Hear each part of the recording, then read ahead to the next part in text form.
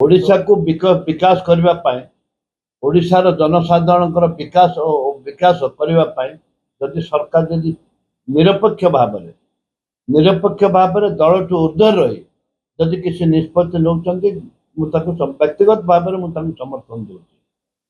जो स्वार्थ किसी ने आम विरोध करूँ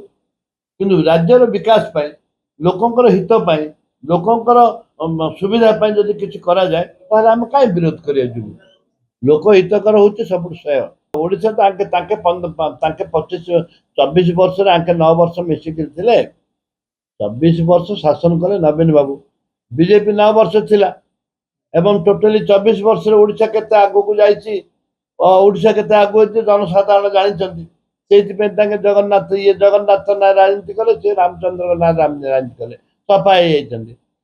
कथा हूँ एवं माने कौन करेंगे लोक अपेक्षार अच्छा लोक बर्तमान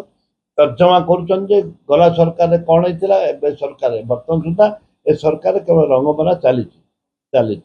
आशा करा सरकार जी भल कर लोक ग्रहण करेंगे एमान जदि खराब करेंगे भली लोक ग्रहण करेंगे। देश विदेश कोण अनुकोण टेक्निक खबर देखंतु आम सह यूट्यूब फेसबुक और इंस्टाग्राम रे आमको देखंतु लाइक शेयर और सब्सक्राइब करने को आद्यम भूलंतु।